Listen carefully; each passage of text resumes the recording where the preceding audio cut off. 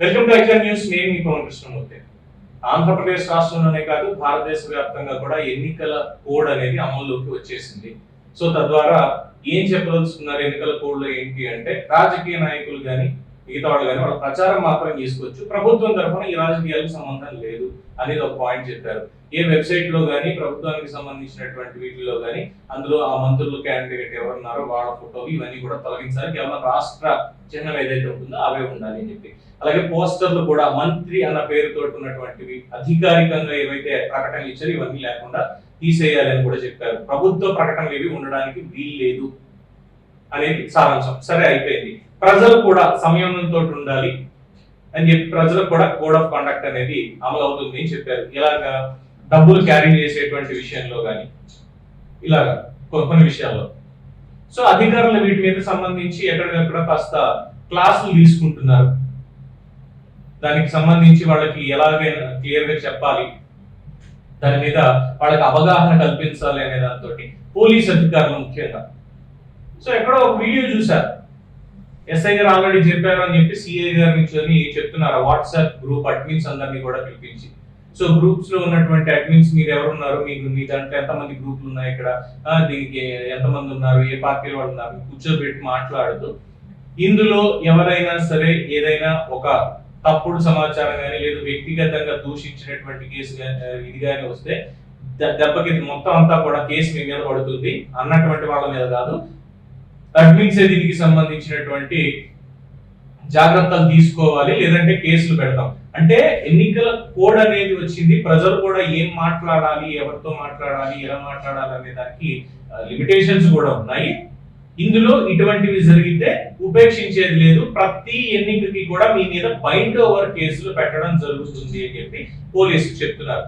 కరెక్టే, తప్పు మాట్లాడకూడదు, తప్పుడు ప్రచారాలు చేయకూడదు, కానీ చేసే వాళ్ళని కంట్రోల్ చేయడం అంటే వాళ్ళని తొలగించడం. ఇప్పుడు ఒక పోస్ట్ పెట్టారు అని అంటే తొలగించడం, ఇంకోటి అంటే అసలు ఇక్కడ ఏం మాట్లాడుకుంటున్నాం, ఏం షేర్ చేసుకుంటున్నాం, తప్పుడు సమాచారం అయితే మాత్రం డెఫినెట్ గా కేసు పెట్టడంలో తప్పలేదు. కానీ రాజకీయంగా ఉన్నటువంటి ఒక అభిప్రాయాన్ని వాళ్ళు వ్యక్తపరిచేటప్పుడు, అది వాట్సాప్ గ్రూప్ అవనివ్వండి, ఇంకో చోట అవనివ్వండి, ఎందుకంటే మనం ఎలాంటి సమాజంలో ఉన్నామంటే ఇదివరకు రోజుల్లాగా పొద్దున్నుంచి సాయంత్రం దాకా పని చేసుకొని సాయంత్రం వచ్చి రచ్చబండ దగ్గర కూర్చొని రాజకీయాలు ఎలా ఉన్నాయి, పంచాయతీ ప్రెసిడెంట్ ఏం చేస్తున్నాడు, లేదంటే మున్సిపాలిటీలో ఏం జరుగుతుంది, స్టేట్ లో ఏం జరుగుతుంది, సెంటర్ లో ఏం జరుగుతుంది అనేటువంటి రచ్చబండ ఇవేం జరగట్లేదు మనకి.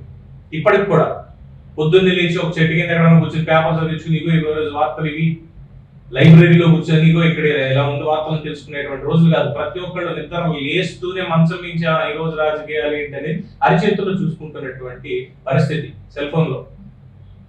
సో ఏది ఎక్కడ దాచడానికో ఆగడానికో లేదు. ఇది అధికారంలో ఉన్నటువంటి వాళ్ళు, వ్యవస్థల్ని మేనేజ్ చేసేటువంటి వాళ్ళకి చాలా పెద్ద ప్లస్ పాయింట్ అని చెప్పాలి. ఎందుకంటే వాళ్ళకి కావాల్సినటువంటి సమాచారాన్ని వాళ్ళకి నచ్చిన రీతిలో, అది తప్పుడు ప్రచారం అయినా సరే ఫార్వర్డ్ చేసుకుంటూ వెళ్ళిపోతారు. ఎందుకంటే ఇందులో భారతీయ జనతా పార్టీకి సంబంధించి అప్పట్లో ఒక కామెంట్ చేసేవాళ్ళు చాలా మంది, కొన్ని లక్షల గ్రూపులు ఉన్నాయి వాట్సాప్ గ్రూపులు, ఒకే ఒక వ్యక్తి 1,00,000 గ్రూపులు మెయింటైన్ చేస్తున్నాడు.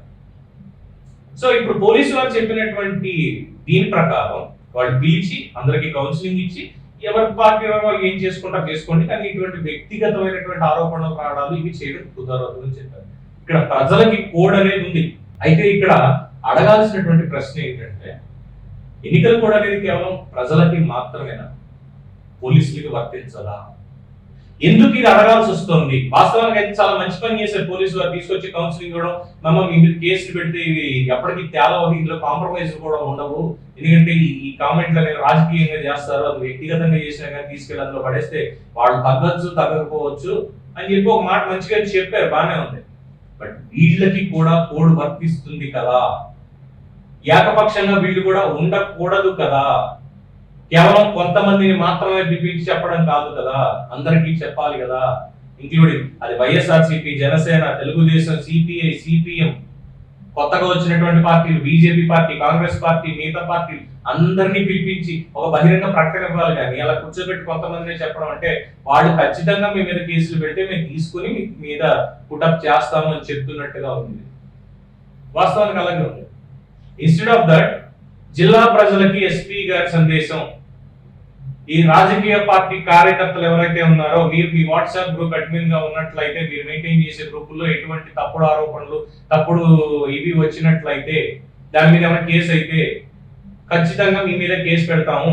సో దయచేసి అటువంటివి రానివ్వకండి అని అన్ని గ్రూపుల వాళ్ళకి అన్ని పార్టీల వాళ్ళకి కూడా మీరు మీ కార్యకర్తలకి నచ్చ చెప్పుకోండి అని చెప్పి చెప్పాలి. అలా కాకుండా కేసులు పెడతారని చెప్పి ఇలా అంటే ఎందుకో కాస్త అబ్నార్మల్ గా అనిపించింది. సరే, ఇక పోలీసుల సంగతి ఎందుకని అంటారా, పోలీసు వాళ్ళ దొల్లతనం నిన్న చాలా పకడ్బందీగా బయటపడింది. అధికారంలో ఉన్నటువంటి వైఎస్ఆర్సీపీ వాళ్ళకి ఇంకా వాళ్ళ అధికారంలోనే ఉన్నారు కాబట్టి వాళ్ళకే మనం చేయాల్సిందే అనేటువంటి ఒక డెడికేషన్ తో చేశారు. ఏంటో తెలియదు, దాదాపు ఒక 100-150 మంది స్పెషల్ పాస్ తోటి నిన్న ప్రధాని నరేంద్ర మోడీ, తెలుగుదేశం పార్టీ అధినేత చంద్రబాబు నాయుడు గారు, జనసేన పవన్ కళ్యాణ్ ఉన్నటువంటి ఆ సభ ప్రజాగణ సభలోకి ఎంటర్ అయిపోయారు. ఒక ప్రధాని ఉన్నటువంటి సభలోకి అసలు ఆ పాస్లు ఎవరిచ్చారు, ఎలా ఇచ్చారో కూడా ఎవరికి తెలియనటువంటి పరిస్థితి. అలాగే ఎక్కడికక్కడ ఆంక్షలు పెట్టి పార్టీ కార్యక్రమానికి మీరు వెళ్ళడానికి వీలు లేదనో, ట్రాఫిక్ ఇలా ఉందనో, అక్కడ కెపాసిటీ లేదు, ఇంతమందిని అలౌ చేయడానికి లేదు, భద్రతను చాలా సాకులు చెప్పి చాలా మందిని బయటే ఆపేశారు. కొంతమంది నేతల్ని కూడా ఎవరు ఎక్కడికి వెళ్ళినా సరే వాళ్ళని వెళ్ళనివ్వాలిగా. ఎందుకు ఇది చేశారు? మరి ఇది కోడ్ ఉల్లంఘన కాదా? అలాగే ఈ కోడ్ ఉల్లంఘించారని చెప్పి ఆల్రెడీ ఎన్నికల కమిషన్ ఒకళ్ళ మీద వెయిట్ కూడా వేసింది. రేపు మాకు ఇంకా చాలా మంది మీద పడబోతుంది. నిన్న పల్నాడులో ఉన్నటువంటి పోలీసు అధికారులు చాలా మంది మీద సస్పెన్షన్ వెయిట్ వేలాడుతుంది. ఇప్పుడు ఎన్నికల కోడ్ ఉల్లంఘించారు అనే దానికి ఇండైరెక్ట్ గా డైరెక్ట్ గా ఒక పార్టీకి సపోర్ట్ చేశారు. అక్కడ వచ్చింది ప్రధానమంత్రి నరేంద్ర మోడీ, ఆయన సభ అక్కడ జరుగుతోంది అన్నదాన్ని ఇక్కడ లోకల్ రాజకీయాన్ని మిక్స్ చేసేసి చేశారు అన్న ఆరోపణలు ఇంకా చాలా గట్టిగా వస్తాయి. తెలుగుదేశం పార్టీ వాళ్ళు ఎన్నికల కమిషన్ దానికి సంబంధించి కంప్లైంట్ కూడా ఇవ్వడం జరిగింది. సో ఇది వన్ ఆఫ్ కైండ్. సో ఇలా చెప్పుకుంటూ వెళ్తే ముందు ప్రతి ఒక్కళ్ళు కూడా ఇప్పుడు ఇంకా సమానమే, పార్టీలకి అతీతమే, ఎవరో అధికారంలో లేరు, ఎన్నికల కమిషన్ పరిపాలిస్తుంది. ఇప్పుడు ఎన్నికల కమిషన్ రూల్స్ తూచా తప్పకుండా పాటించాల్సింది కేవలం ప్రజలు మాత్రమే కాదు, పోలీసులు కూడా అనేది చాలా మంది చెప్తున్న అంశం. దీంతో మీరు ఏకీభవిస్తారా? మీ అభిప్రాయాన్ని కామెంట్స్ రూపంలో తెలియజేయండి. చూస్తూనే ఉండండి ఐకాన్ న్యూస్. నేను మీ పవన్ కృష్ణ.